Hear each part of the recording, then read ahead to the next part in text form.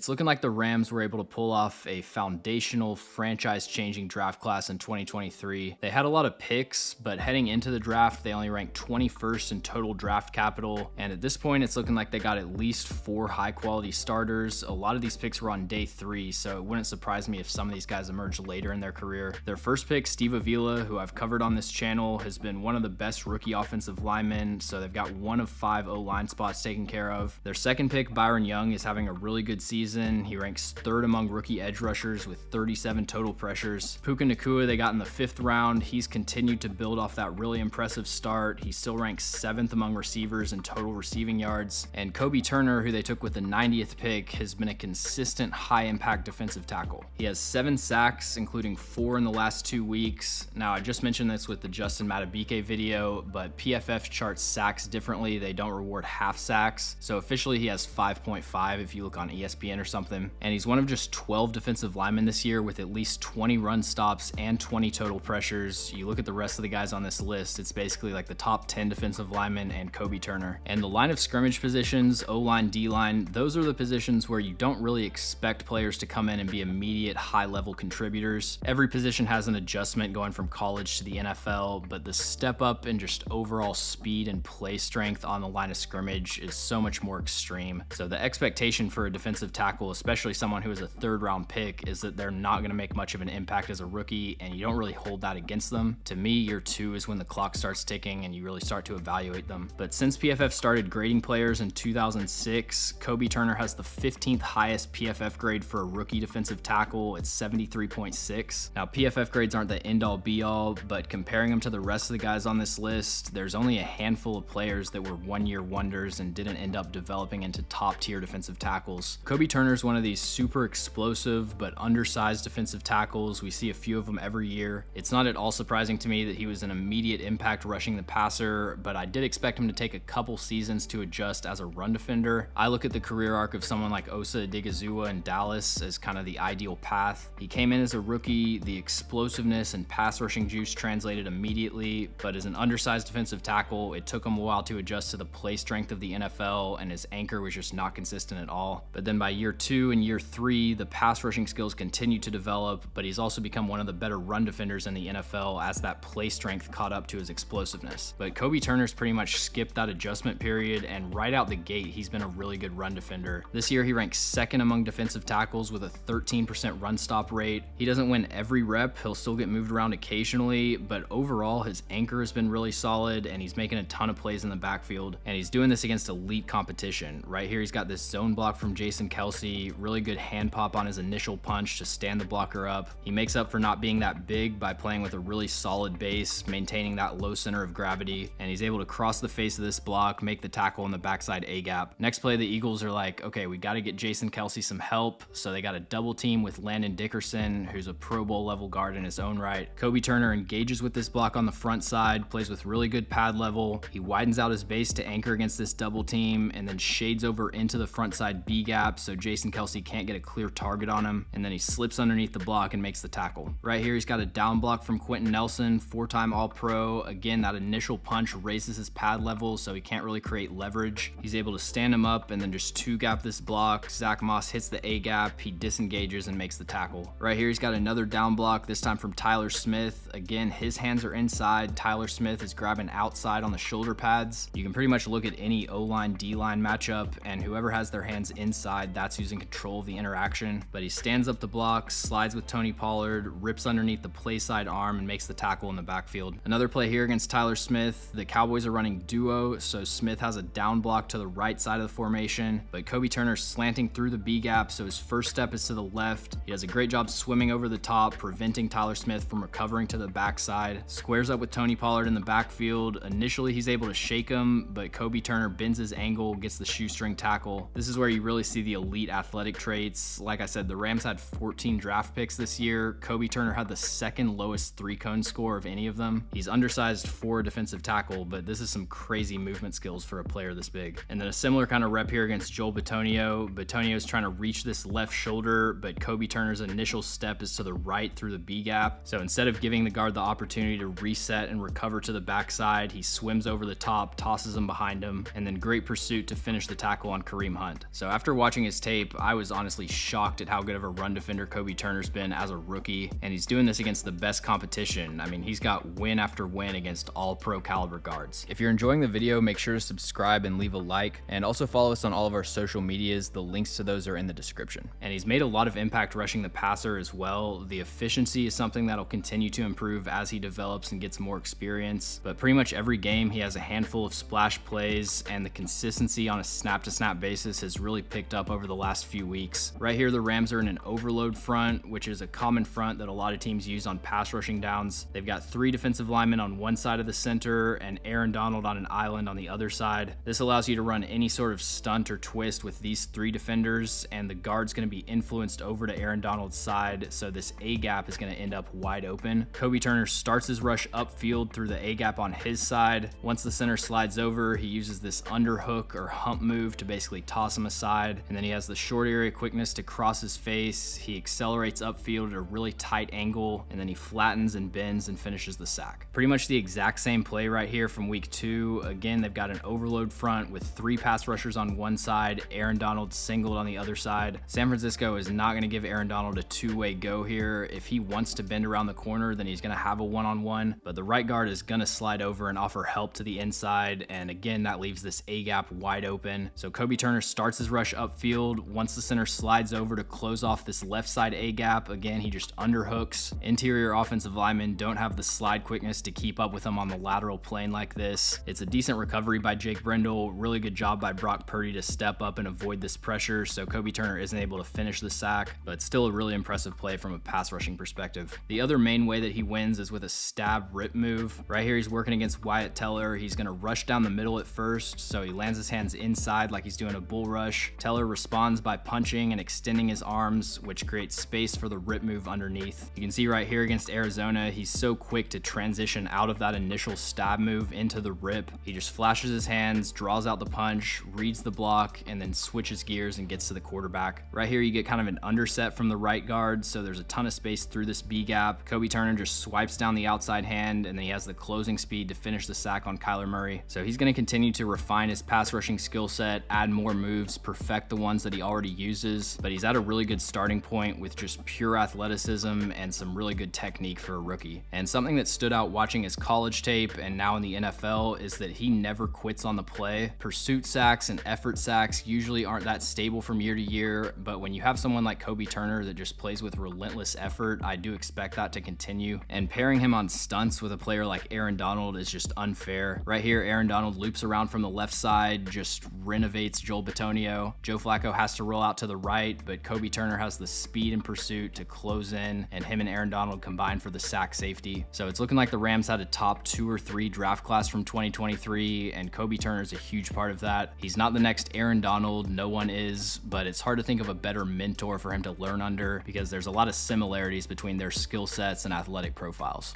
Thanks for watching. If you enjoy the video, make sure to like and subscribe. Also, let me know in the comments any NFL players or teams that you'd like me to cover.